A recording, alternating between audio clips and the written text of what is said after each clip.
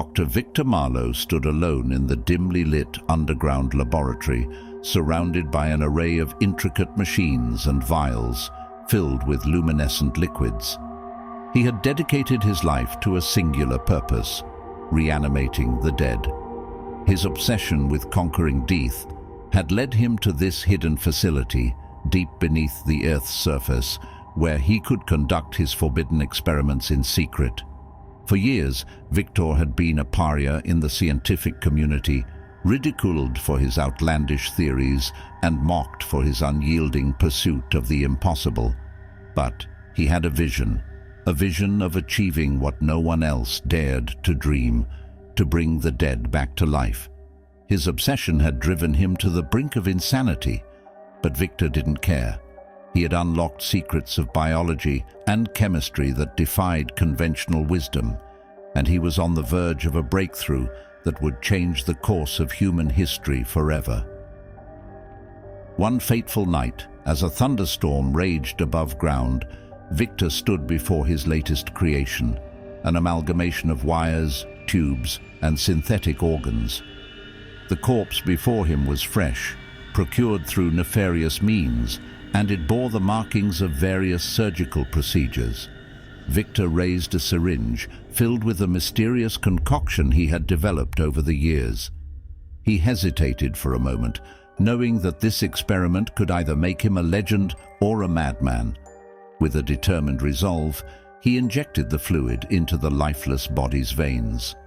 The lab's equipment hummed to life, and the room seemed to pulse with energy as the heart monitor displayed erratic patterns. Victor watched in awe as the corpse's chest began to rise and fall. The dead had been reanimated.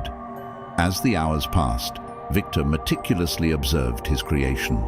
The reanimated corpse showed signs of life: weak, erratic movements and labored breathing. It was alive, but it was not the triumphant reanimation he had envisioned. There was something unnatural about it, something unsettling. Suddenly, the corpse's eyes snapped open, and a guttural, inhuman moan filled the air. Victor's heart raced as he watched in horror as the creature writhed and convulsed. It was not a return to life. It was a descent into something far more sinister. With an agonized shriek, the creature lunged at Victor, its mouth filled with sharp, jagged teeth. He barely had time to react, stumbling backward and knocking over a tray of surgical instruments. The creature's fingers reached for him, its nails clawing at his lab coat. Victor's mind raced as he fought for survival. He grabbed a scalpel from the tray and slashed at the creature's face, slicing through its rotting flesh. But the creature seemed impervious to pain, its relentless hunger driving it forward. In a desperate struggle, Victor managed to push the creature away and fled to the safety of a reinforced steel door, which he slammed shut behind him. The creature pounded on the door, its grotesque howls echoing through the corridor. Victor knew that he had unleashed something unspeakable upon the world. His dream of conquering death had become a living nightmare. He needed to contain the abomination he had created before it could harm anyone else. As he frantically searched for a solution, he remembered a storage room adjacent to the laboratory. Inside, he had developed a series of antidotes and containment measures for any unforeseen circumstances. He hoped that one of them would work against the monstrosity he had inadvertently brought to life. With trembling hands, Victor found a vial containing a blue liquid labeled Z17. He had developed it as a failsafe, a way to reverse the reanimation process if it went awry. He prayed that it would be effective. Returning to the laboratory, Victor cautiously cracked open the steel door. The creature was still there, but it had ceased its frenzied assault on the door and now paced the room like a caged beast. Its milky white eyes fixated on Victor as he approached.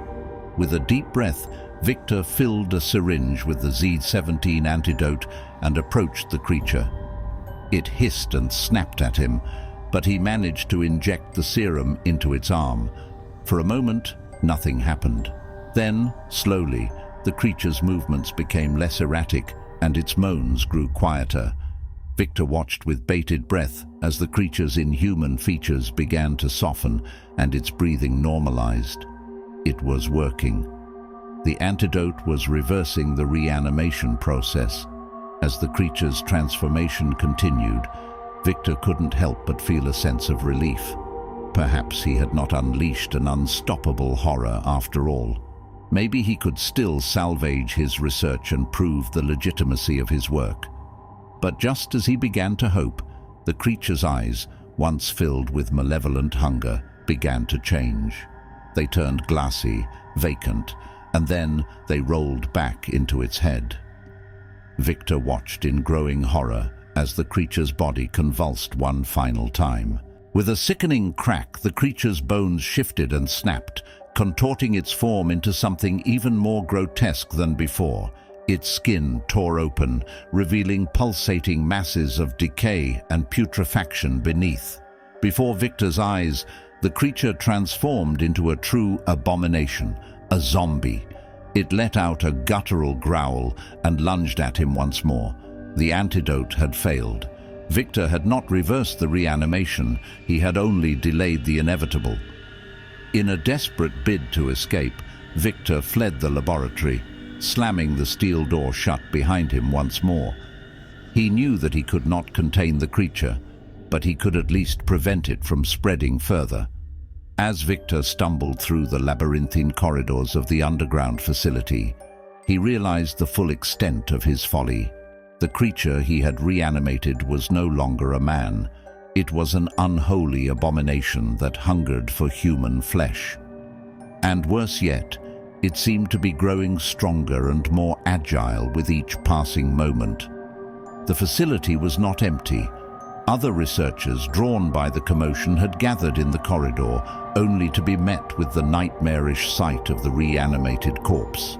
Panic spread like wildfire as the creature attacked, its insatiable appetite turning its victims into mindless zombies like itself. Victor watched in horror as his colleagues, people he had once considered friends, were torn apart and devoured by the ravenous horde. The screams of the dying echoed through the subterranean facility, a haunting chorus of despair. With no other options, Victor continued to flee, his mind racing for a way to stop the nightmare he had unleashed. He knew that he had to find a way to destroy the creature, to undo the dark science he had wrought upon the world. In the depths of the facility, Victor stumbled upon a storage room filled with hazardous chemicals and explosives. Desperation fueled his actions as he hastily rigged together a makeshift bomb, hoping it would be enough to obliterate the monstrosity that had once been his creation. As he prepared to set the bomb's timer, he heard the shambling footsteps of the creature approaching. It was relentless, driven by an insatiable hunger for his flesh. Victor knew that he had to lure it into the storage room, where the explosive could do its work. With the bomb in hand, he retreated into the corridor, drawing the creature's attention. It pursued him eagerly, its decayed limbs moving with surprising speed. Victor reached the entrance to the storage room and hurled the bomb inside, then slammed the heavy door shut. He could hear the creature's muffled growls and the sound of its fists pounding on the door as he raced to a safe distance. The explosion rocked the underground facility, sending shockwaves through the earth. The walls trembled, and debris rained down as flames and smoke billowed from the destroyed storage room. Victor watched with a mixture of relief and horror as the facility began to collapse around him. In the aftermath of the explosion, the underground facility lay in ruins, its dark secrets buried beneath tons of rubble and earth. It was now a tomb for the dead. The nightmare that Victor had unleashed had come to an end, but at a terrible cost.